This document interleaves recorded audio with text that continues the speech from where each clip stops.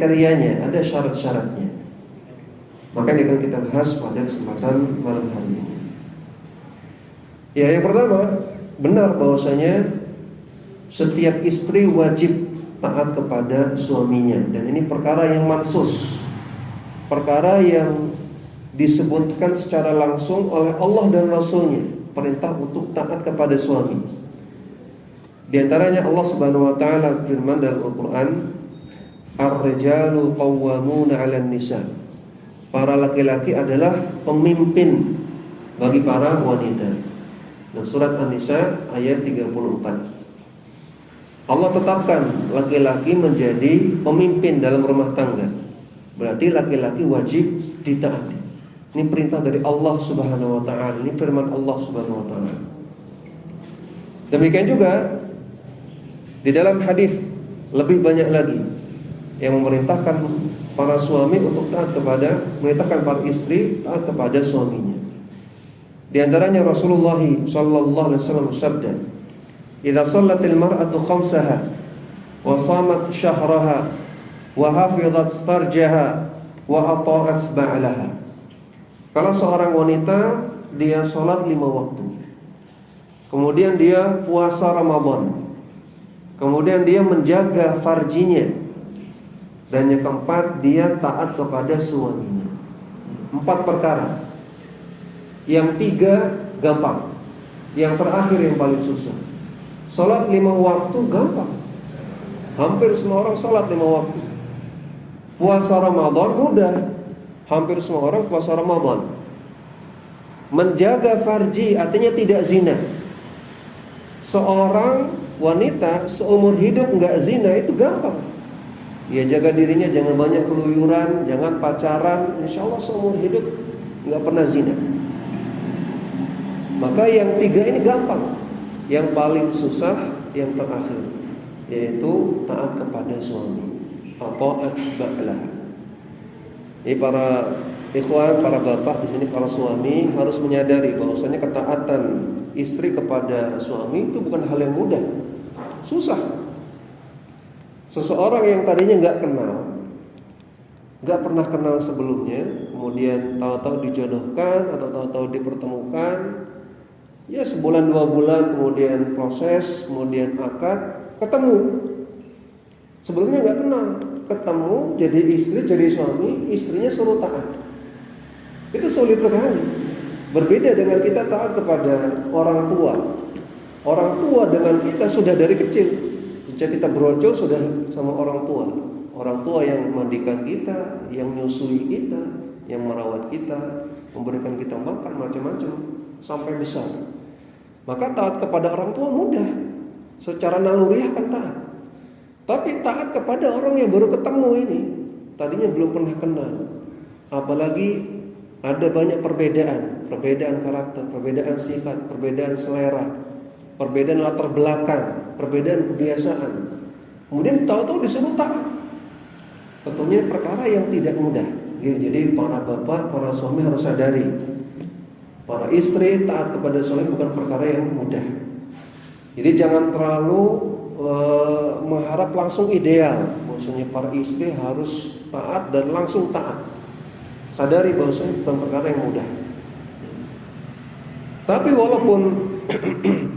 walaupun bukan perkara yang mudah, tetap harus dilakukan. Walaupun taat kepada suami itu tidak mudah, tetap harus dilakukan, dan Allah sudah siapkan ganjarannya yang besar. Barang siapa yang melakukan 4 tadi, salat 5 waktu, puasa Ramadan, menjaga farjinya, taat kepada suaminya, kata Nabi, dakhalat min ayyi abwabil jannati sya'at. Silakan dia masuk ke surga dari pintu mana saja yang dia inginkan. Hadis sahih diriwayatkan oleh Ibnu Hibban dalam sahihnya, disahihkan oleh Syekh Al-Albani. Ya, maka ini nas dari Rasulullah SAW yang mewajibkan para istri untuk taat kepada suaminya. Jadi perintah untuk taat kepada suami itu dari Allah dan Rasulnya, bukan dari suami, bukan dari ustaz. Yang memerintahkan adalah Allah dan Rasulnya. Dari sini maka para istri, para akhwat, hendaknya ittaqinallah, bertakwalah kepada Allah dan taatlah kepada suami-suami antunna, karena perintah Allah dan Rasulnya. Ya. Dan perlu diketahui bahwasanya adanya perintah untuk taat kepada suami dalam organisasi rumah tangga itu demi kemaslahatan rumah tangga, bukan demi kemaslahatan suami. Istri taat kepada suami bukan demi kepentingan suami ini, bukan, tapi demi kepentingan bersama, demi kepentingan rumah tangga, kemaslahatan rumah tangga. Perhatikan dalam hadis tentang orang yang safar. Rasulullah sallallahu alaihi wasallam bersabda, "Idza kana thalathatun fi safarin falya'muru ahadahum." Kalau ada 3 orang pergi safar bersama, maka hendaknya mereka pilih salah satu sebagai amir safar, pemimpin safar. Hadis riwayat Abu Daud dan disahihkan oleh Syekh Al-Albani dalam Sahih Abu Daud. Ada 3 orang berangkat safar, perjalanan jauh bareng-bareng, kata Nabi, pilihlah salah satu sebagai pemimpin safar, amirus safar. Untuk apa? Untuk kemaslahatan safar. Maka adanya pemimpin ini untuk kemaslahatan bersama. Dan Syekh Abdul Muhsin Al-Abbad hafizahullah ta'ala ketika menjelaskan hadis ini, hadis tentang safar ini, beliau katakan dari hadis ini menunjukkan bahwasanya pemimpin ketika sudah terpilih, ketika sudah ada pemimpin, maka wajib ditaati. Dan dalam hal ini pemimpin safar, amir safar wajib ditaati dalam umur safar, dalam urusan safar. Dalam urusan safar, apakah kita mau istirahat atau mau lanjut atau mau belok kanan atau belok kiri, ikut kata amirus safar, pemimpin safar. Apa kita mau nginep di hotel dulu? Apa kita mau bablas saja? Apa kita mau makan dulu? Atau bagaimana? Ikut apa kata amirus safar. Dan ini hukumnya wajib. Hukumnya wajib demi kemaslahatan orang-orang yang safar ini. Dan kata beliau, tidak ada maknanya, tidak ada faedahnya kalau pemimpin dipilih tapi tidak ditaati. Maka ini menjadi kesia-siaan dan menjadi mudarat, menjadi bahaya. Pemimpinnya sudah ada tapi kok pemimpinnya ngasih instruksi, ngasih arahan tidak ditaati. Maka ini kesia-siaan dan akan menimbulkan bahaya. Ya, pemimpinnya mengatakan, ayo kita jalan lanjut. Anggotanya yang safar, saya nggak mau, malas, saya istirahat dulu. Kacau ini. Pemimpinnya mengatakan kita belok kanan, ini lebih dekat. Oh, enggak, menurut saya belok kiri. Kacau seperti ini. Maka pemimpin safar wajib ditaati demi kemaslahatan safarnya. Demikian juga organisasi rumah tangga. Ya. Rumah tangga juga demikian. Adanya pemimpin dalam rumah tangga ini demi kemaslahatan rumah tangga, bukan demi kemaslahatan suami, bukan. Suami ditaati bukan untuk kesenangan suami, bukan, tapi untuk kemaslahatan rumah tangga. Demikian juga organisasi yang lebih besar lagi, yaitu pemerintahan. Makanya kita diwajibkan taat kepada ulil amri, walaupun dia zalim, walaupun dia jair, ahli maksiat, demi kemaslahatan kaum muslimin, bukan demi kesenangan si ulil amri, bukan, tapi demi kemaslahatan kaum muslimin. Makanya kata para ulama, 1 tahun atau 1 malam dengan adanya imam yang jair, 1 malam dengan adanya pemimpin yang zalim lebih mending daripada, atau kebalik, 1 tahun di bawah pemerintahan yang zalim lebih mending daripada 1 malam tanpa amir, tanpa imam. 1 tahun kita hidup di bawah pemimpin zalim, ini lebih mending karena masih ada pemimpinnya walaupun zalim, daripada 1 malam tapi nggak ada pemimpin. Karena kalau 1 malam nggak ada pemimpin, yang ada orang rebutan kursi kepemimpinan, cakar-cakaran, perang-perangan. Maka adanya pemimpin demi kemaslahatan bersama. Nah, konsep berpikir seperti ini juga kita bawa kepada rumah tangga. Maksudnya para istri taat kepada suaminya bukan demi kesenangan suami, bukan demi kepentingan suami, tapi demi kepentingan rumah tangga. Ya, sebagaimana sebuah perahu layar, maka harus ada nahkodanya. Kalau semua awak menjadi nahkoda, kacau. Ya, kalau semua anggota menjadi nahkoda, kacau. Yang satu pengen ke kiri, yang satu pengen ke kanan, yang satu pengen balik, kacau balau. Maka harus ada satu nahkoda yang mengendarai perahu tersebut. Itulah suami. Kemudian, ikhwah fillah wa akhwati fiddin rahimani wa rahimakumullah. Seorang wanita, seorang muslimah, sebelum dia menikah, maka ketaatan yang paling besar setelah Allah dan Rasulnya adalah kepada orang tua. Ini untuk muslim dan muslimah dua-duanya. Setelah taat kepada Allah dan Rasulnya, taat kepada orang tua, itu yang paling besar. Rasulullah SAW ditanya, ya Rasulullah, man abarhu? Wahai Rasulullah, siapa orang yang paling harus aku perlakukan dengan baik? Siapa yang harus aku taati? Kata Nabi, ummuk, ibumu, sampai 3 kali. Ketika ditanya lagi setelah itu siapa lagi? Abu, baru bapakmu. Hadis sahih riwayat Muslim. Maka setiap orang laki-laki atau perempuan, ketaatan paling besar asalnya adalah kepada orang tuanya setelah Allah dan Rasul.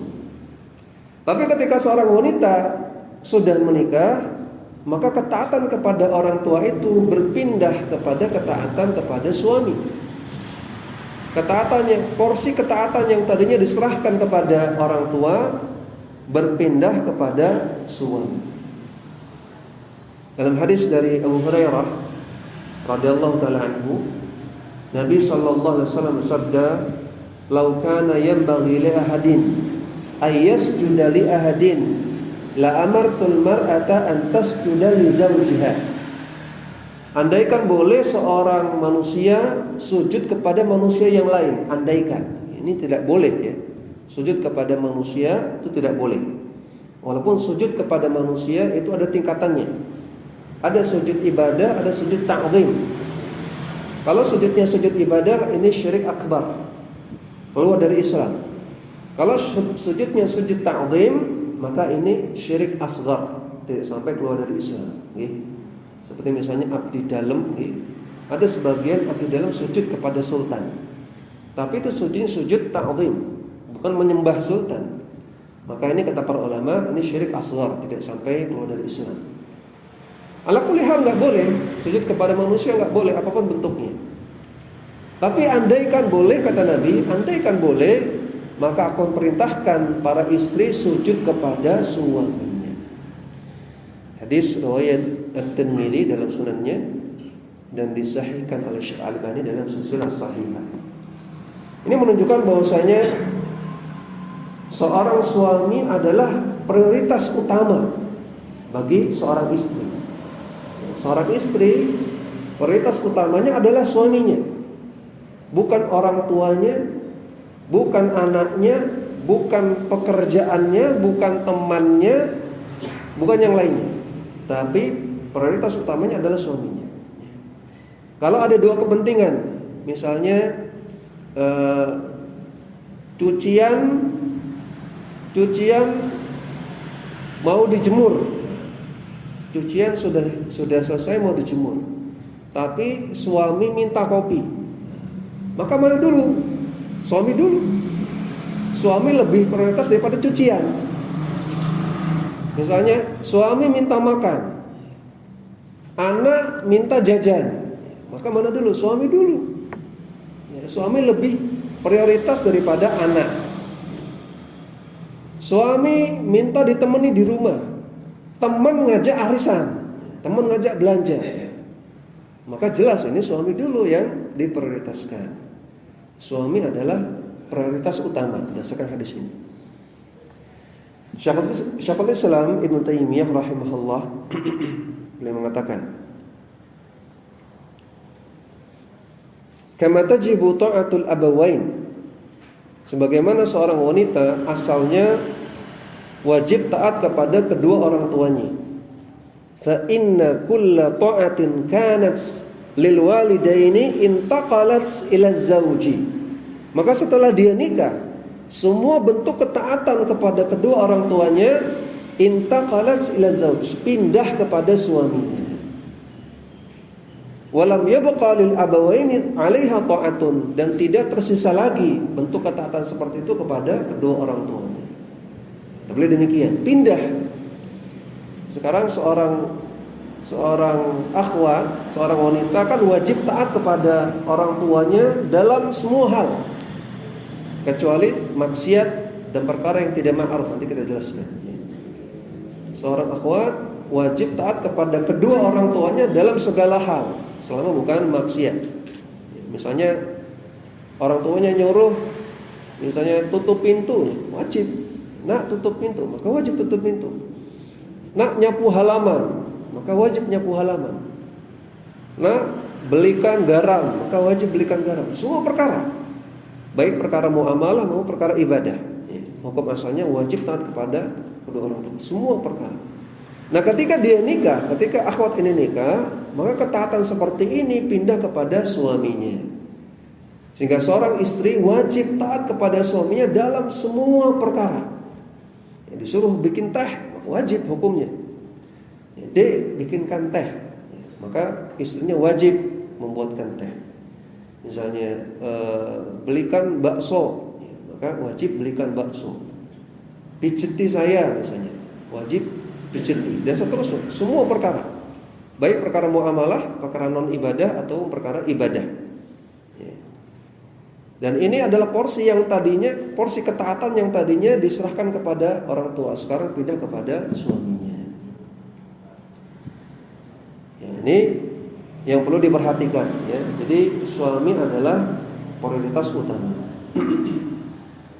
Namun di sini perlu kita berikan catatan, ketika suami dengan orang tua ini berbeda pendapat, ya, terjadi cekcok antara suami dengan orang tuanya si istri ini. Ada dua kepentingan. Kepentingan dengan suami dengan kepentingan orang tua ini bentrok. Maka bagaimana menyikapinya? Ya, misalnya orang tua nyuruh datang ke rumahnya, ayo datang ke rumah sini main. Kata suami jangan, ya, kita jangan dulu ke rumah orang tua kamu. Maka bagaimana nih menyikapinya? Yang paling bagus adalah menjamak. Kaidah para ulama, al-jam'u afdalu minat tarjih in amkana. Menggabungkan dua kepentingan itu lebih utama daripada milih salah satu. Maka yang paling bagus dikompromikan. Gimana Mas kalau pagi ini ya, kita acara keluarga sendiri, saya sama jenengan berdua sama anak-anak. Nanti ke rumah orang tuanya nanti malam. Dua kepentingan terpenuhi. Suami ditemani terpenuhi, ke rumah orang tua juga terpenuhi. Dicari jalan tengah untuk mengkompromikan dua kepentingan yang bentrok tadi. Kalau misalnya suami dengan orang tua istri berbeda pendapat, misalnya jalan-jalan ke suami minta jalan-jalan ke Kaliurang misalnya. Kemudian orang tua minta jalan-jalan ke Temanggung. Beda pendapat. Suaminya pengen ke Kaliurang, orang tuanya pengen ke Temanggung. Maka cari jalan tengah, ya, ajak rembuk. Gimana nih kalau kita jalan-jalannya ke Magelang, pertengahan. Ya, jadi biar adil semua. Cari jalan tengah, intinya begitu. Intinya cari jalan tengah. Jangan langsung membela salah satu. Ini kan suami saya prioritas, maka langsung dibela suami. Jangan. Ya. Tetap walaupun suami itu prioritas, seorang akhwat, seorang istri tetap ada kewajiban untuk berbakti kepada kedua orang tuanya.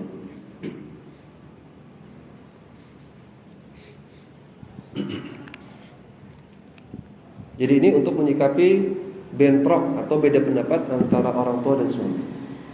Berusaha untuk mengkompromikan.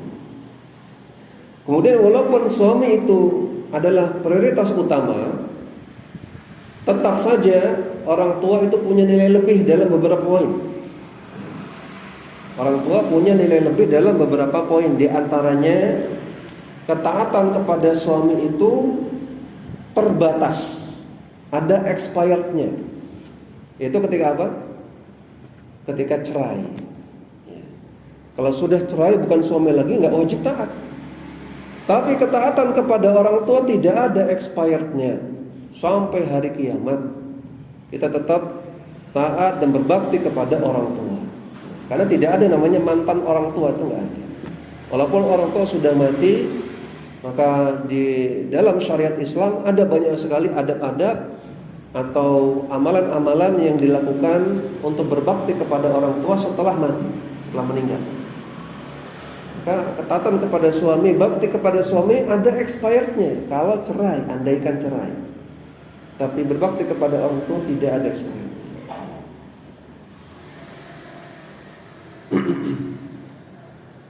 Jadi ini yang perlu ditekankan bahwasanya ketaatan kepada suami atau suami adalah prioritas utama. Namun bukan berarti kita selalu memenangkan suami. Tetap berusaha untuk mengkompromikan antara orang tua dan suami. Kalau semua kepentingan terpenuhi itu lebih bagus. Kemudian ketaatan kepada suami bukanlah ketaatan yang mutlak. Ada beberapa batasan. Yang pertama, batasannya adalah tidak boleh taat dalam maksiat. Tidak boleh taat dalam maksiat dan semua bentuk pelanggaran agama. Baik itu maksiat, kebid'ahan atau kesyirikan. Enggak boleh taat dalam tiga perkara ini. Rasulullah sallallahu alaihi wasallam bersabda, "La ta'ata li makhluqin fi ma'siyatil khaliq." Tidak boleh taat kepada makhluk kalau itu dengan cara bermaksiat kepada Khaliq, kepada Allah Subhanahu wa taala. Hadis sahih riwayat Imam Ahmad. Maka enggak boleh taat kepada suami dalam pelanggaran agama. Misalnya suaminya nyuruh lepas jilbab. Mbok, saya pengen kamu kalau keluar enggak usah pakai jilbab. Biar saya punya gandengan cantik, kelihatan rambutnya. Kan ini enggak boleh ditaati.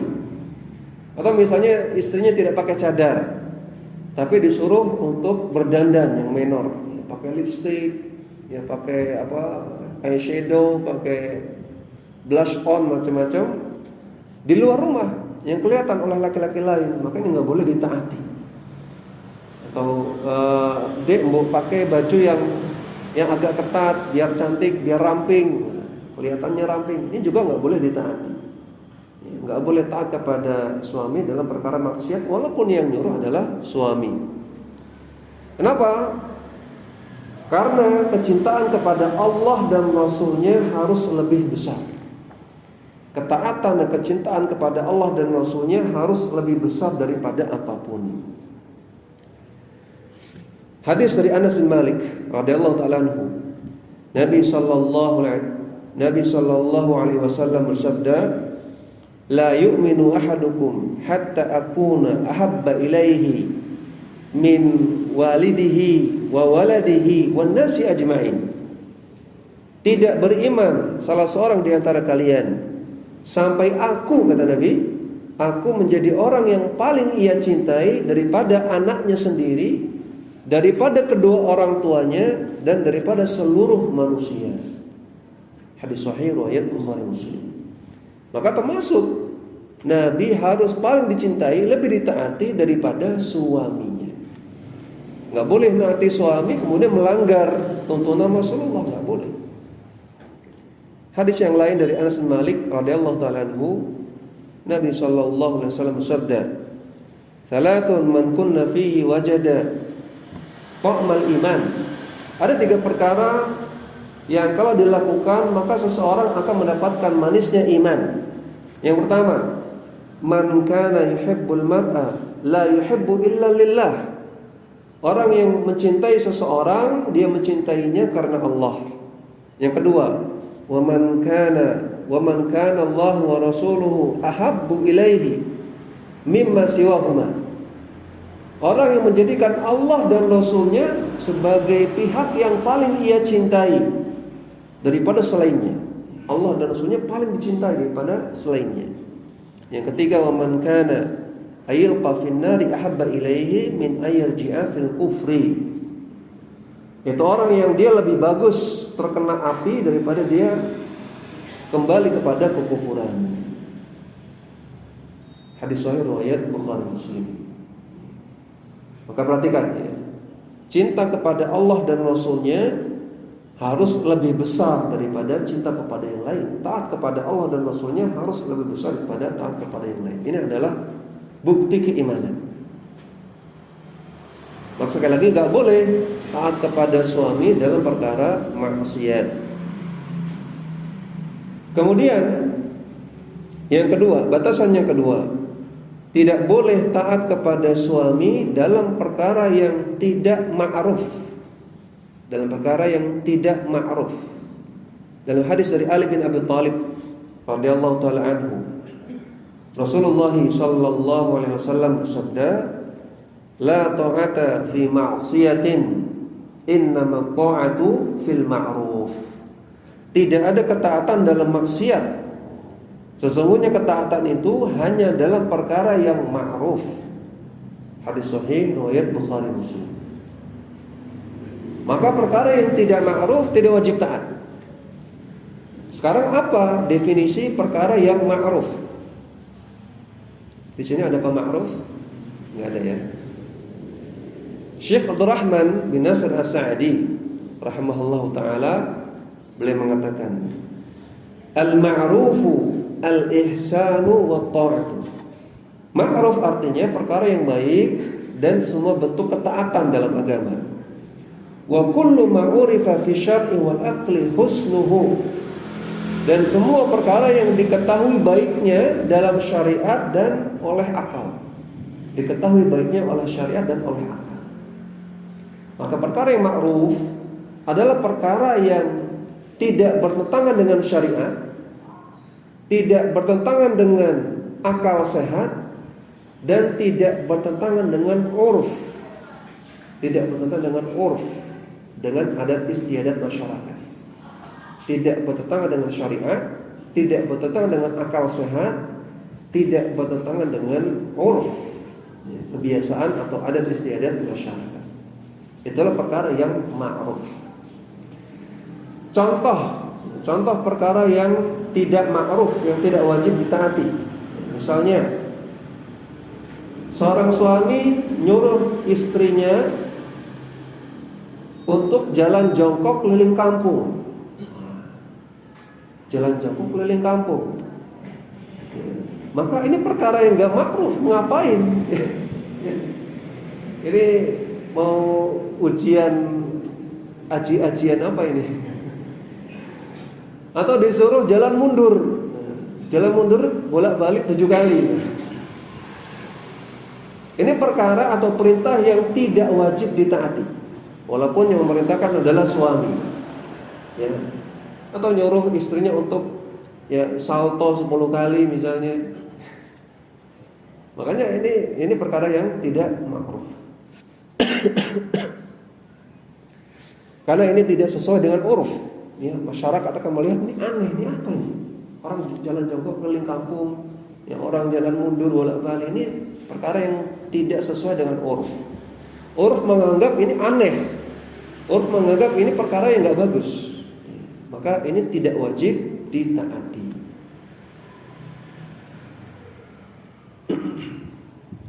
Kemudian yang ketiga, batasan dalam ketaatan kepada suami adalah tidak boleh taat dalam perkara yang membahayakan diri sang istri atau membahayakan diri suami. Misalnya sang istri disuruh nusuk suaminya dengan pisau, walaupun yang nyuruh suaminya nggak boleh ditaati. Atau misalnya membahayakan sang istri, istrinya disuruh terjun ke jurang misalnya, ya.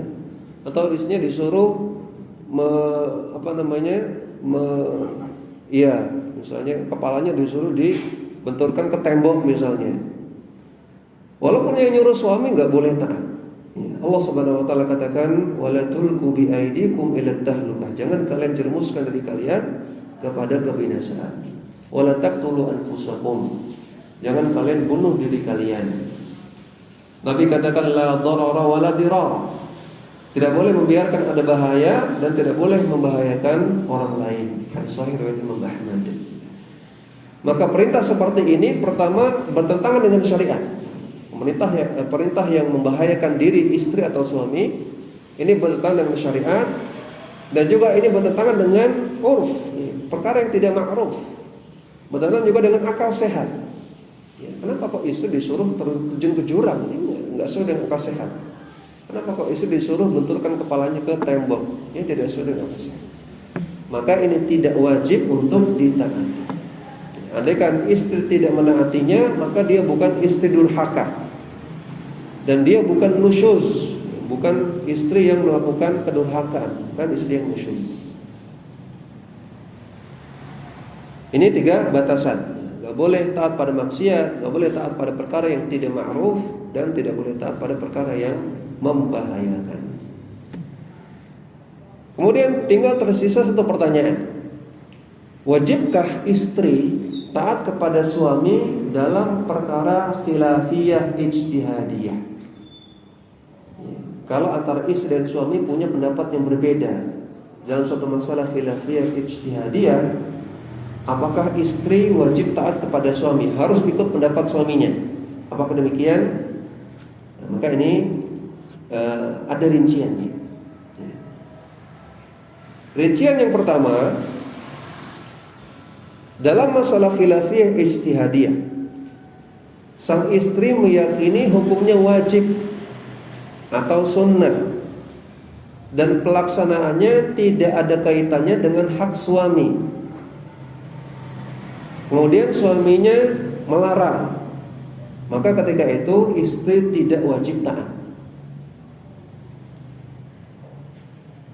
Contohnya dalam masalah zakat perhiasan, para ulama berpendapat kalau seseorang punya emas atau perak tapi dipakai jadi kalung, jadi gelang, apakah dikeluarkan zakatnya? Ada khilaf di antara ulama. Sebagian ulama mengatakan ada zakatnya tetap, sebagian ulama mengatakan tidak ada. Andaikan istrinya mengambil pendapat ada zakatnya, dia yang keluarkan zakat dari perhiasan emasnya. Suaminya mengatakan oh enggak ada. Suaminya merujukkan pendapat tidak ada zakat dari perhiasan. Jangan kamu keluarkan. Padahal kewajiban zakat itu kewajiban individu, ya bukan kewajiban satu kakak, tapi kewajiban masing-masing. Perhiasannya perhiasan istri. Nah, maka dalam keadaan seperti ini, istri tetap wajib mengeluarkan zakat perhiasannya. Dan masalah istri mengeluarkan zakat atau tidak ini tidak ada kaitan dengan hak suami. Tidak ada hak suami yang terlalaikan di sini. Maka tidak wajib taat pada suami dalam masalah ini. Rincian yang kedua, dalam masalah khilafiyah ijtihadiyah, istri meyakini hukumnya sunnah, hukumnya mustahab sunnah, namun pelaksanaannya terkait dengan hak suami.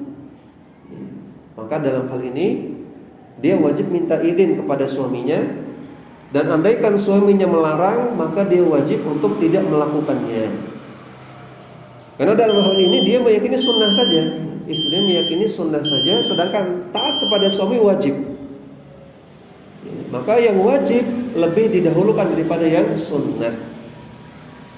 Contohnya, ketika sang istri ingin puasa sunnah, misalnya puasa Senin Kamis, dalam keadaan suaminya ada di rumah, maka Nabi mengatakan, kalau seorang istri hendak berpuasa wa zawjuha hadirun, dan suaminya ada, fala tasumu illa biidnihi, maka enggak boleh dia puasa kecuali dengan izinnya.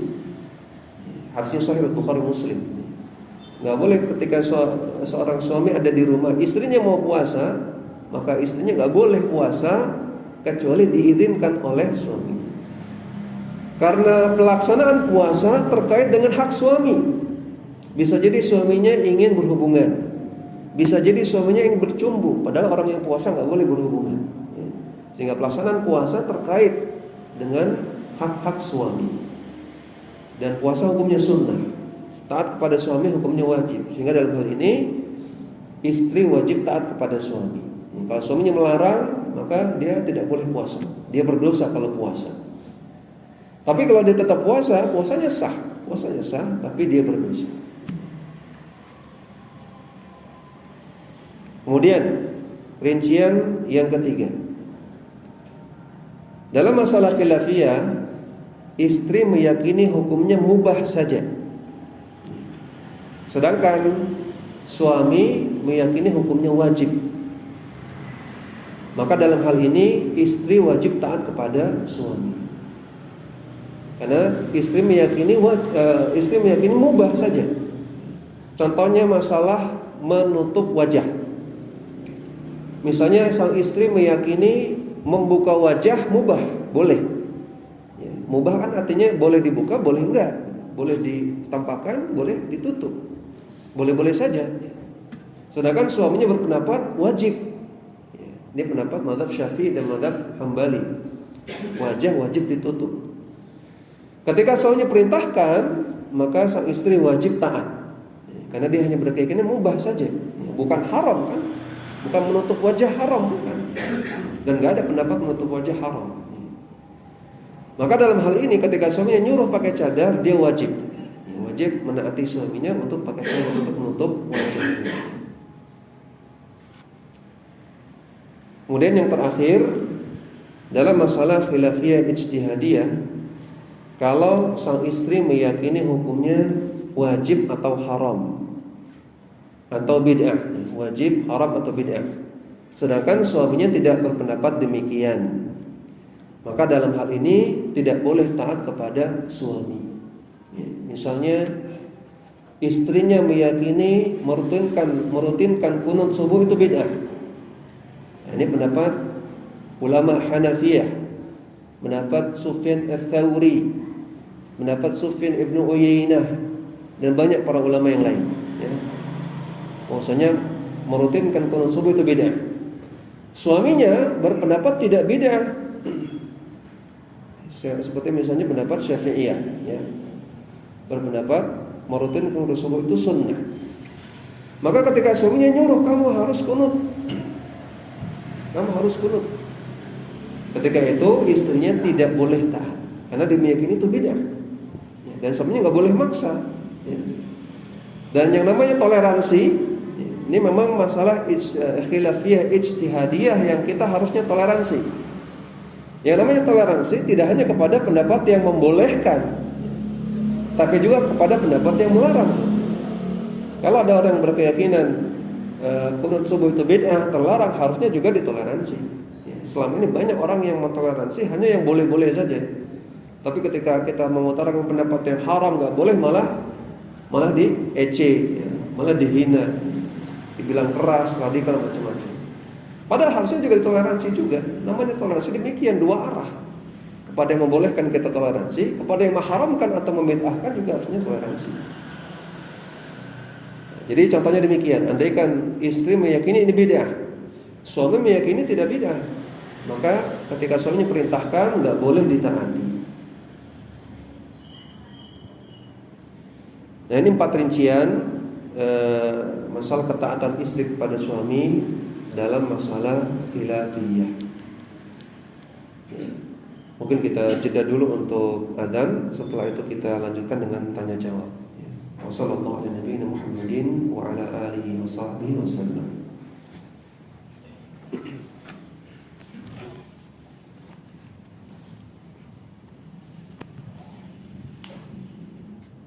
Allahu Akbar, Allahu Akbar. Allahu Akbar. Asyhadu an la ilaha illallah.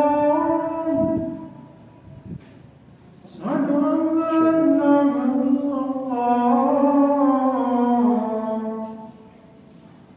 Asyhadu anna Muhammadan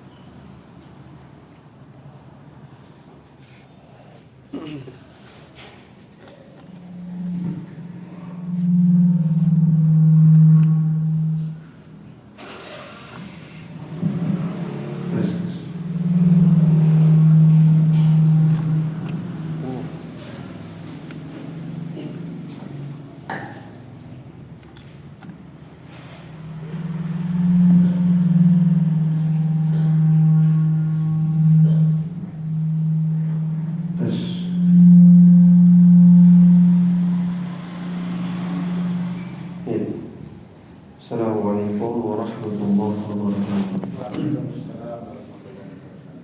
Alhamdulillah rabbil alamin, wassalatu wassalamu ala nabiyyina Muhammadin wa ala alihi wa sahbihi ajma'in, amma ba'd.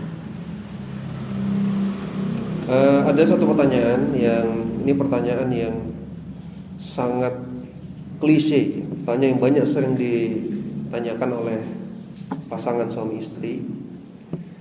Kalau istri wajib taat kepada suami, lalu apakah istri tidak boleh memberikan masukan kepada suami? Apakah suami dalam setiap keputusannya itu tidak mengajak istri langsung putuskan? Apakah demikian? Maka jawabannya tidak demikian. Ada hadis palsu yang mengatakan syawirhunna wa'atilhunna. Ajaklah istri kalian bermusyawarah, tapi setelah itu tinggalkan pendapatnya. Jangan diambil pendapatnya. Maka ini hadis palsu, ada. Diingkari oleh para ulama, disepakati kepalsuannya. Yang benar sebagaimana ayat Quran, ya, Allah Ta'ala katakan wa amruhum syura bainahum. Perkaranya kaum mukminin itu adalah bermusyawarah di tengah mereka, bersama mereka. Dan juga Rasulullah dan juga Allah Subhanahu wa taala katakan tentang hubungan suami istri, wa ashiruhunna bil ma'ruf. Dan pergaulilah istri kalian dengan baik, dengan ma'ruf. Maka musyawarah itu disyariatkan dalam Islam. Baik sesama teman, sesama warga, dan juga sesama suami dan istri. Maka ada musyawarah dalam keluarga. Dan yang namanya musyawarah, semua pendapat ditampung. Pendapat suami ditampung, pendapat istri ditampung, dan ditimbang dengan dalil. Ya. Semua pendapat ditimbang dengan dalil. Kalau pendapat suami salah, bertentangan dengan dalil, maka istrinya sampaikan, Mas, jenengan keliru, ngapunten. Bukankah Allah berfirman demikian? Bukankah Rasulullah bersabda demikian? Kalau istrinya pendapatnya salah, keliru, bertentangan dengan dalil, maka sampaikan, Dek, ngapunten, ini salah. Allah Ta'ala katakan, in tanaza'tum fi syai'in farudduhu ilallahi war rasul. Kalau kalian beda pendapat tentang sesuatu, maka kembalikan kepada Allah dan Rasul. Itu proses musyawarah. Apa pendapat suami, apa pendapat istri, timbang dengan dalil, timbang dengan ilmu. Yang sesuai dengan dalil, maka itulah yang kita ambil pendapatnya. Ada proses diskusi, ada proses adu argumen dengan sehat, ada proses penyampaian alasan, ada proses menyampaikan dalil dan macam-macam.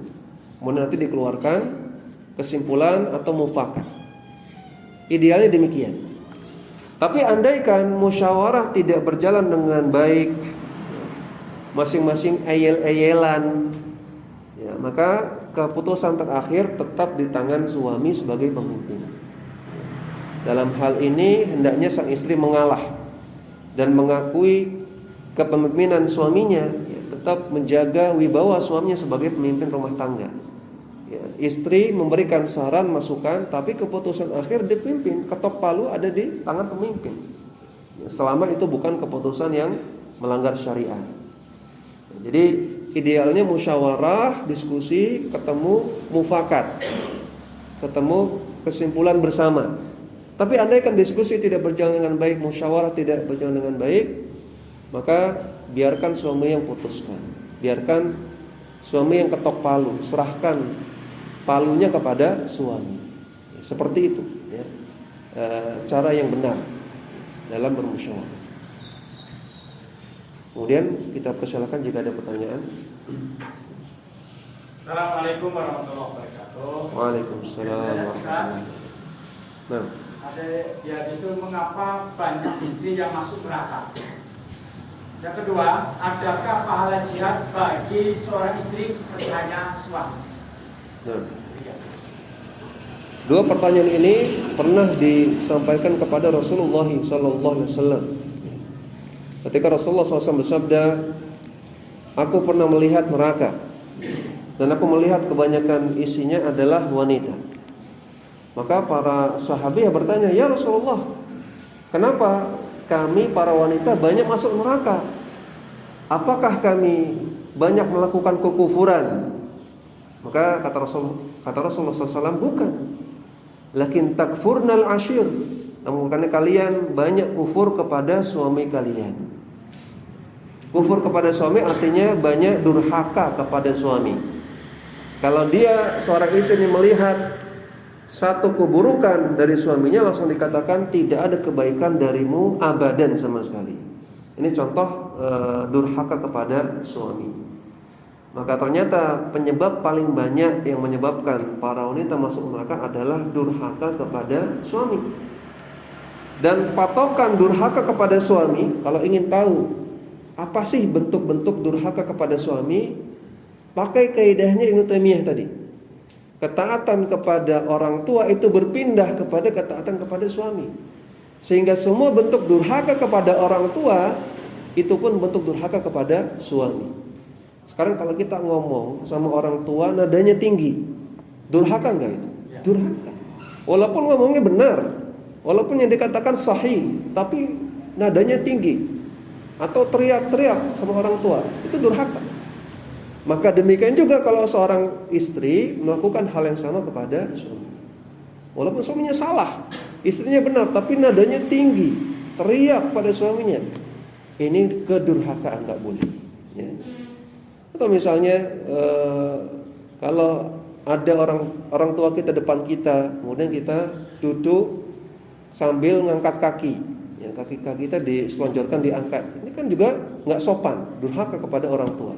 Maka demikian juga, ya, pada suami. Hendaknya seorang istri memuliakan suaminya, mencari ridha suaminya, jangan menjadi istri yang nusyuz atau durhaka kepada suami. Kemudian yang kedua tadi apa? Adakah pahala jihad? Pahala jihad. Ya, ini pernah ditanyakan oleh Aisyah radhiyallahu taala anha. Ya Rasulullah, al-mar'ati al-nisa'i jihadun. Ya Rasulullah, apakah wanita itu ada jihad? Kata Rasulullah, na'am, lahunna jihadun la qitala fihi. Iya, bagi wanita ada jihad yang tidak ada perang di dalamnya. Al-hajj wal umrah, yaitu haji dan umrah. Itulah jihadnya wanita. Ya, jihad wanita tidak ada perang. Wanita tidak diperintahkan untuk perang. Ya.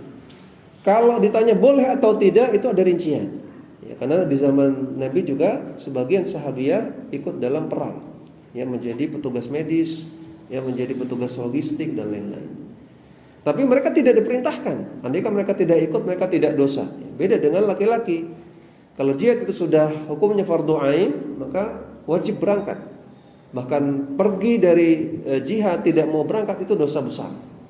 Tapi bagi wanita tidak ada kewajiban untuk pergi jihad.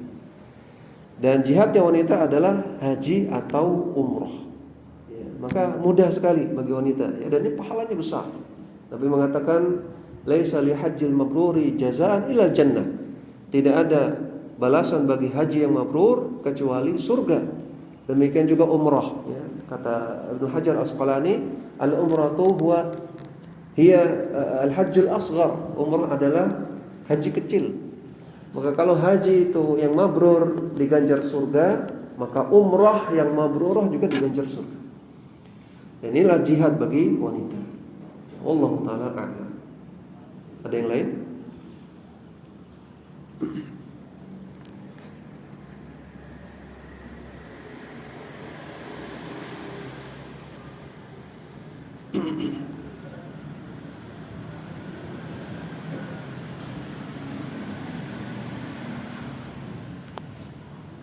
Apakah seorang istri wajib untuk berbakti kepada mertua?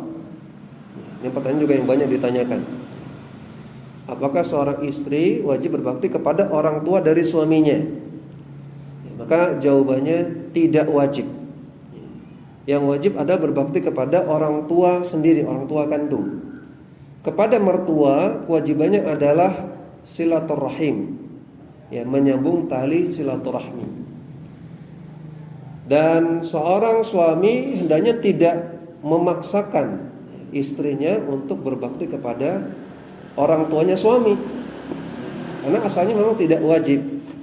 Ya, misalnya disuruh untuk dipaksa untuk merawat orang tuanya, ya.